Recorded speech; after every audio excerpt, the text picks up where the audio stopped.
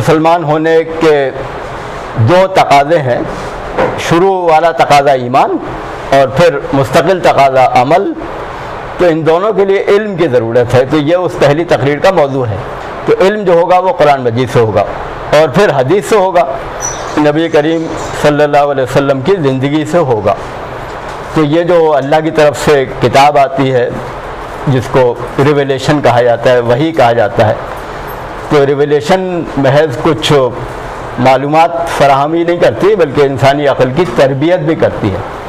تو نبی کریم صلی اللہ علیہ وسلم کے جو کام بتائے گئے، یتلو علیہم آیاتہ ویزکیہم ویعلمہم الکتاب والحکمہ، یعنی آپ نبی کیا کرتے ہیں؟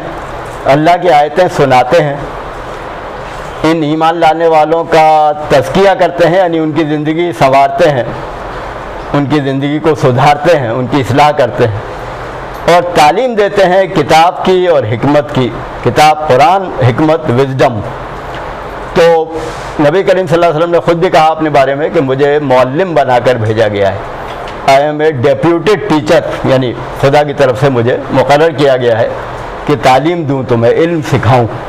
تو بنیادی علم سکھانا یہ اتنا ضروری کام ہے کہ وہ کام نبی کے سپرد کیا گیا، اور اگر وہ کام نہ ہو اور مسلم معاشرے میں باقی جو علم ہے دنیا کا، انسانوں کا، وہ ہم حاصل کریں تو وہ ادھورا کام ہوا۔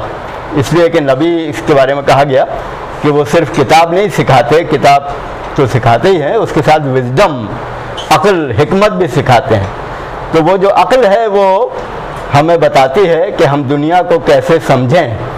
تو اگر ڈیوائن ریویلیشن، خدا کی طرف سے وحی نہ ہو تو ہماری عقل کی بھی تربیت نہیں ہوتی بلکہ عقل ہماری غلطی کرتی ہے۔ آج دنیا میں یہ خیال عام ہے اور پھیلایا جا رہا ہے بڑے زور و شور سے، اخباروں کے ذریعے سے، میڈیا کے ذریعے سے، کہ اگر اپنی مرضی سے کوئی زبردستی نہ ہو، مرد عورت تعلق رکھنا چاہیں بغیر شادی کے تو بھی ٹھیک ہے۔ تو یہ اس کی مثال ہے جہاں انسانی عقل نے بہت بھیانک غلطی کی ہے، اور انہوں نے یہ نہیں سوچا ہے کہ اس کا کیا اثر پڑے گا سماج پر، اس کا کیا اثر پڑے گا بچوں پر، اس کا کیا اثر پڑے گا عام اخلاق پر۔ تو تفصیل کا موضوع ہے جو آپ پڑھ سکتے ہیں، دیکھ سکتے ہیں۔ تو بہرحال ایسی بہت سی مثالیں موجود ہیں کہ دنیا کے جو لوگ ہیں جب وہ صرف عقل سے کام لیتے ہیں اور خدا کی کتاب کو پر ایمان نہیں لاتے تو ان کی عقل غلطیاں کرتی ہے۔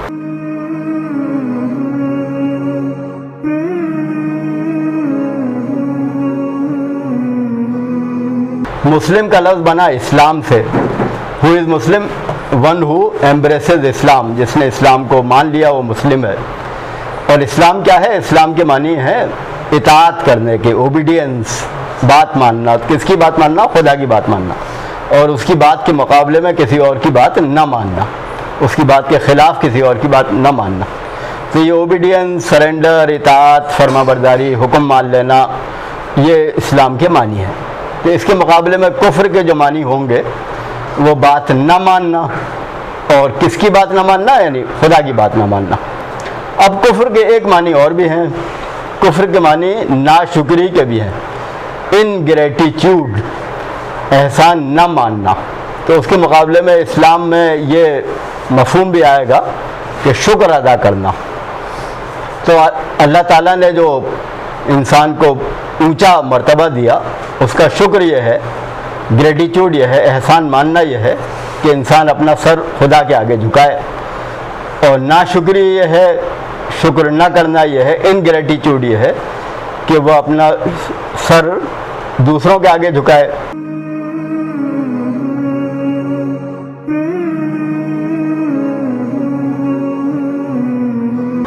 تو مسلمانوں کو جو ذلیل سمجھا جائے گا کہیں تو اس کی وجہ یہ ہوگی کہ وہ آدھے اسلام پر عمل کر رہے ہیں۔ تو یہ سورہ اعراف میں جو 7ویں سورت ہے اس میں اس کا ذکر ہے کہ آپ سے مطالبہ یہ ہے کہ آپ پوری زندگی میں خدا کی بندگی کریں۔ تو اگر کچھ حصے میں کرتے ہیں کچھ میں نہیں کرتے تو دنیا میں ذلت ہوگی۔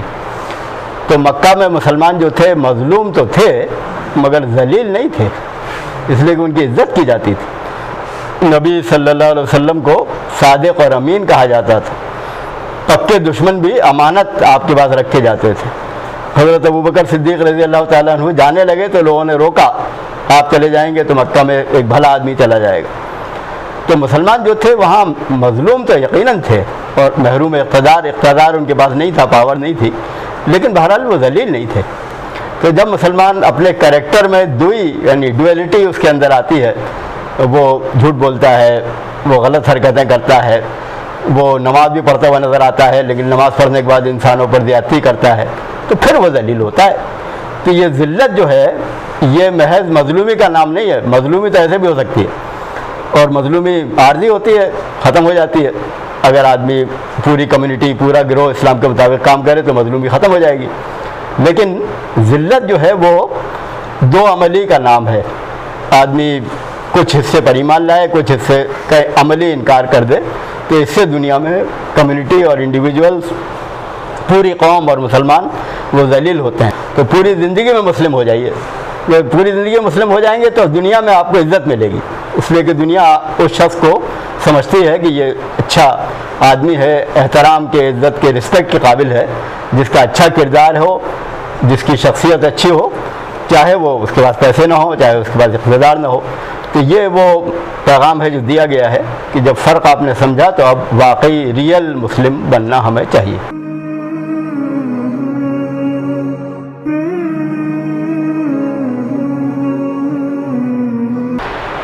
تو ایک تو جو سوال سامنے آتا ہے یا خود نہیں آتا تو ہمیں توجہ کرنی چاہیے، وہ یہ ہے کہ ایمان کے نتیجے میں جو مظہر سامنے آنا چاہیے وہ یہ ہے کہ ایمان لانے والے جو ان کا کلیکٹیو وجود ہے، جو ان کا اجتماعی ایگزسٹنس ہے، اس کے اندر وہ باقی دنیا کے مقابلے میں اعلیٰ ہائر نظر آئیں۔ انتم الاعلون ان کنتم مومنین، تم اگر مومن ہو تو تم ہی سربلند ہو۔ تو ایک تو اس اعتبار سے ہونا ہے کہ ان کی زندگی جو ہوتی ہے وہ ایمان نہ لانے والوں کی زندگی سے بہتر زندگی ہوتی ہے، اور ان معاملات میں بہتر ہوتی ہے جس میں کوئی انسانوں میں اختلاف نہیں پایا جاتا، کہ یہ وہ لوگ ہیں وہ آر ویزیبلی ہائر، جن کو دیکھ کے آپ سمجھ سکتے ہیں کہ یہ اعلیٰ انسان ہے۔